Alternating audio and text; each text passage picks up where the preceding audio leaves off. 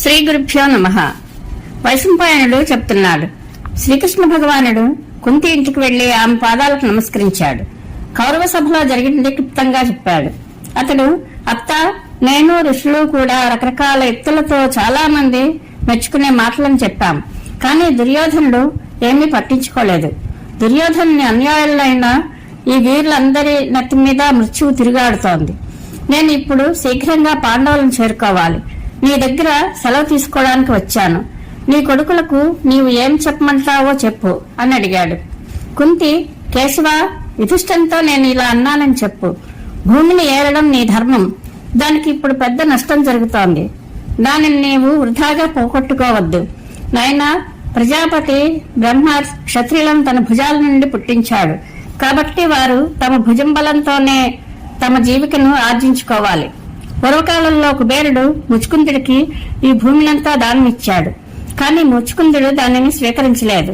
తన బాహుబలంతో లభించాకనే క్షాత్రధర్మాన్ని ఆశ్రయించి అతడు దానిని యథావిధిగా పాలించాడు.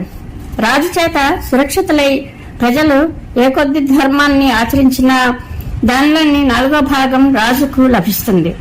రాజు ధర్మాన్ని ఆచరించితే దేవలోకం పొందుతాడు. అధర్మాన్ని ఆచరించితే నరకంలో పడతాడు. అతడు దండనీతిని కూడా చక్కగా ప్రయోగించగలిగితే దాని వలన 4 వర్ణాల వారు అధర్మం చేయకుండా ధర్మ మార్గంలో ప్రవర్తిస్తారు. వాస్తవానికి సత్యయుగ, త్రేత, ద్వాపర, కలియుగాలకు కారణం రాజే. ఇప్పుడు నీ బుద్ధితో నీవు పొంది ఉన్న సంతృప్తిని నీ తండ్రి పాండురాజు గాని, నేను గాని, లేక మీ తాతగారు కూడా ఎప్పుడూ కోరుకోలేదు. నేను ఎప్పుడూ కూడా నీవు యజ్ఞాలు, దానాలు, తపస్సు, శౌర్యం, ప్రజ్ఞ, సంతానం, మహత్యం, బలం, ఓజస్సు కలిగి ఉండాలనే కోరుకుంటూ ఉండేదాన్ని. ధర్మాత్ముడైన వాడు రాజ్యాన్ని పొంది కొందరిని దానంతో, కొందరిని బలంతో, మరికొందరిని మంచి మాటలతో వశం చేసుకోవాలి. బ్రాహ్మణులు భిక్షావృత్తితో జీవించాలి. క్షత్రియులు ప్రజాపాలన చేయాలి. వైశ్యులు ధన సంగ్రహం చేయాలి. శూద్రులు వీరందరికీ సేవ చేయాలి. నీకు భిక్షావృత్తి నిషిద్ధం. వ్యవసాయం చేయడం కూడా ఉచితం కాదు. నీవు క్షత్రియుడవు. ప్రజలను భయం నుండి రక్షించేవాడవు. బాహుబలమే నీ జీవికకు సాధనం. మహాబాహు, శత్రువులు అపహరించిన నీ పైతృక భాగాన్ని నీవు సామధాన భేద దండోపాయాలు లేదా నీతి ఏ ఉపాయంతోనైనా సరే దానిని ఉద్ధరించుకోవాలి. నీ వంటి పుత్రుడు ఉండి కూడా నేను ఇతరులు వేసిన మెతుకుల కోసం ఎదురు చూడవలసి రావటం కంటే మించిన దుఃఖకరమైన విషయం ఏముంటుంది? కాబట్టి క్షత్రియ ధర్మాన్ని అనుసరించి నీవు యుద్ధం చేయి. కృష్ణ, నీకు ఈ సందర్భంలో ఒక ప్రాచీన ఇతిహాసాన్ని చెప్తాను. అది విదుల పుత్రుల సంవాదం. విదుల క్షత్రియ వనిత. ఆమె గొప్ప కీర్తిపరురాలు, చురుకైన స్వభావం కలది, కులీనురాలు, సంయమశీలురాలు, దీర్ఘదర్శిని. రాజ్యసభలలో ఆమెకు గొప్ప పేరు ఉంది. శాస్త్రజ్ఞానం కూడా ఆమెకు ఎక్కువే. ఒకసారి ఆమె కొడుకు సింధురాజ్ చేతిలో ఓడిపోయి చాలా దైన్యస్థితికి లోనయ్యాడు. ఆ సమయంలో ఆమె అతనిని మందలిస్తూ, ఒరే అప్రియదర్శి, నీవు నా కొడుకువి కావు. నీవు నీ తండ్రి విజయంతో జన్మించలేదు. నీవు శత్రువుల ఆనందాన్ని పెంచుతున్నావు. నీలో ఆత్మాభిమానం ఏమాత్రం లేదు. కాబట్టి నీవు క్షత్రియునిగా పరిగణింపబడవు. నీ బుద్ధి, అవయవాలు అన్నీ నపుంసక లక్షణాలతో ఉన్నాయి. అరే, ప్రాణాలతో ఉండి నిరాశపడుతున్నావు. నీకు శుభం కావాలనుకుంటే యుద్ధభారం వహించు. నీవు నీ ఆత్మను నిరాదరించకుండా మనసును స్వస్థపరుచుకుని భయాన్ని వదిలిపెట్టు. పిరికివాడా, లేచి నిలబడు. ఓటమిని సహించి ఊరుకోకు. ఈ రీతిగా నీవు నీ గౌరవాన్ని పోగొట్టుకుని శత్రువులను అనింద్యులుగా చేస్తున్నావు. ఇందువల్ల నీ స్నేహితుల శోకాన్ని వృద్ధి పొందిస్తున్నావు. చూడు, ప్రాణాలు పోయే పరిస్థితి వచ్చినా కూడా పరాక్రమాన్ని విడిచిపెట్టకూడదు. డేగ ఆకాశంలో నిరాటంకంగా ఎగిరినట్లుగా నీవు కూడా రణభూమిలో నిర్భయంగా విహరించాలి. ఇప్పుడు నీవు పిడుగుపడి చచ్చినవాడిలా పడి ఉన్నావు. సరే, లేచి నిలబడు. శత్రువుల వలన ఓటమిని సహించి పడి ఉండకు. నీవు సామధాన భేద రూపాలైన మధ్యమోపాయాలు గాని, అధమమైన నీచమైన ఉపాయాలు గాని ఆశ్రయించుకు. దండమే సర్వోత్తమమైనది. దానినే ఆశ్రయించి శత్రువు ఎదుట నిలబడి గర్జించు. వీరపురుషుడు రణభూమికి వెళ్లి ఉచ్చకోటికి చెందిన మానవ పరాక్రమాన్ని చూపే తన ధర్మం నుండి రుణవిముక్తుడు కావాలి. అతడు ఆత్మనింద చేసుకోకూడదు. పండితులు ఫలితం లభించిందా లేదా అని ఆలోచించరు. వారు నిరంతరం పౌరుష సాధ్యమైన పనులే చేస్తూ ఉంటారు. వారు తమ కోసం ధనాన్ని కూడా వాంఛించరు. నీవు కూడా నీ పౌరుషాన్ని పెంచుకొని జయలాభాన్ని పొందు, లేదా వీరగతిని పొందు. ఇలా ధర్మానికి వెన్ను చూపి ఎందుకు బతుకుతావు?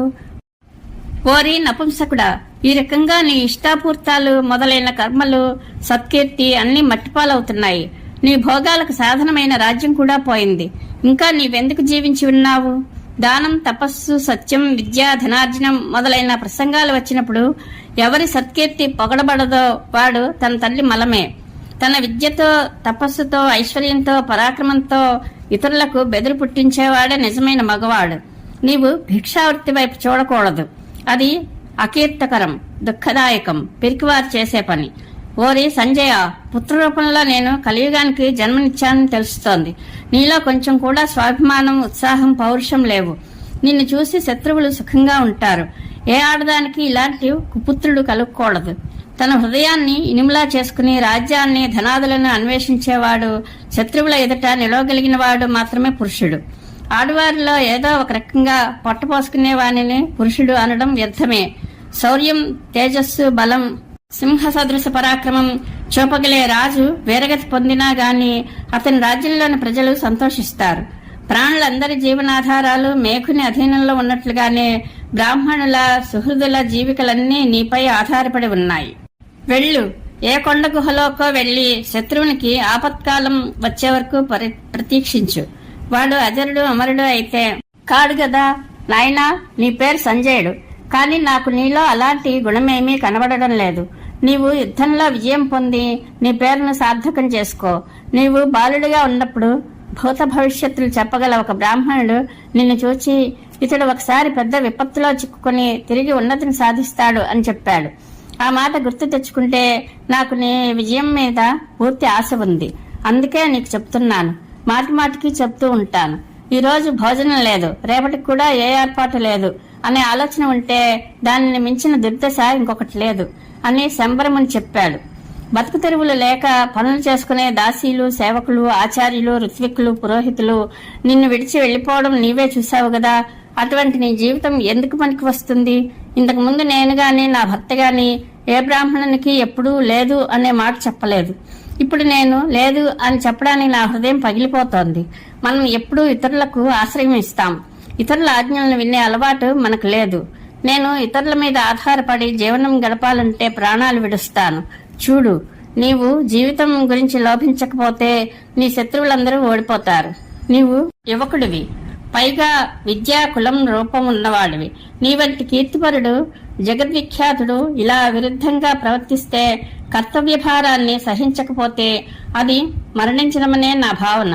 నీవు శత్రువులతో మెరమెచ్చి మాటలు మాట్లాడుతుంటేను, వారి వెనుకనే తిరుగుతూ ఉంటేను చూస్తే నా హృదయం ఎలా శాంతిస్తుంది? తన శత్రువు తోకపట్టుకు తిరిగేవాడు ఎప్పుడూ ఈ కులంలో జన్మించలేదు. తండ్రి, నీవు శత్రువుకు సేవకుడిగా జీవించడం ఏ రకంగానూ ఉచితం కాదు. క్షత్రియ కులంలో జన్మించిన వాడు, క్షత్రధర్మాన్ని గురించి తెలిసినవాడు భయంతో గాని, బతుకు తెరువు కోసం గాని ఎప్పుడూ ఎవరి ఎదుట తలవంచడు. ఆ మహామనస్కుడైన వీరుడు మదపటేనుగులా యుద్ధరంగంలో విహరిస్తాడు.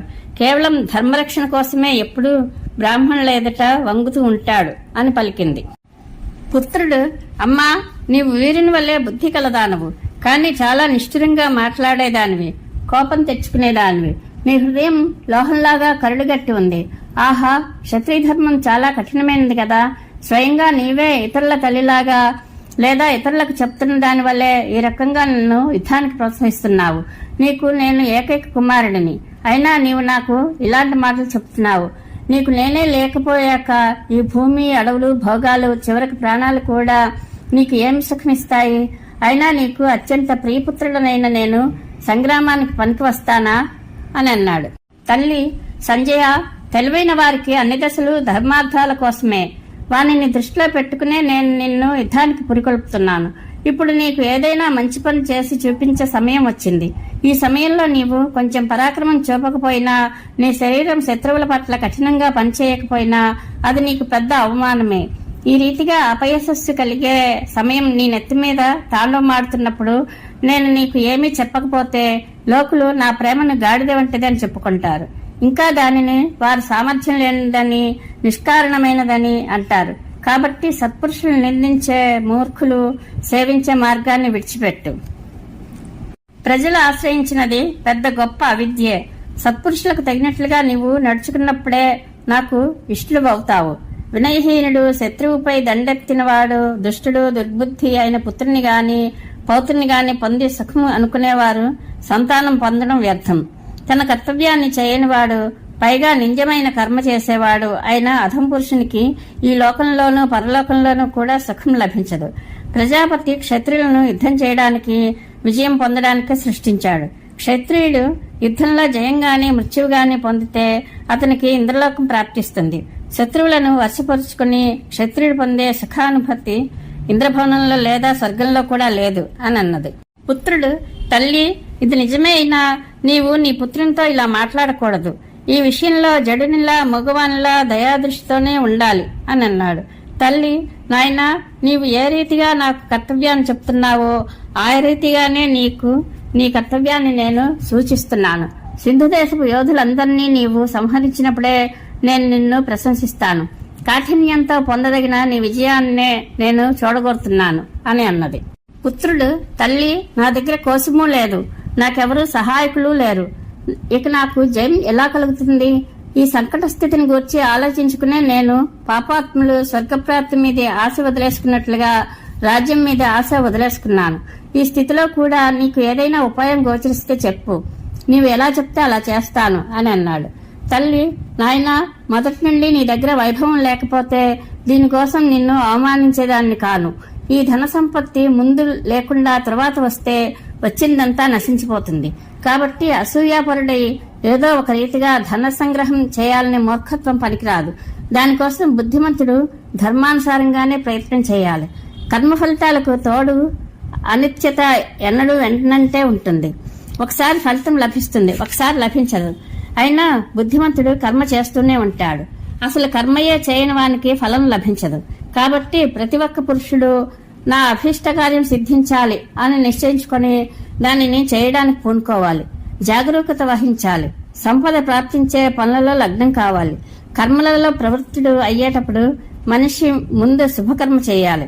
బ్రాహ్మణులను, దేవతలను పూజించాలి. అలా చేయడం వల్ల రాజుకు ఉన్నతి కలుగుతుంది.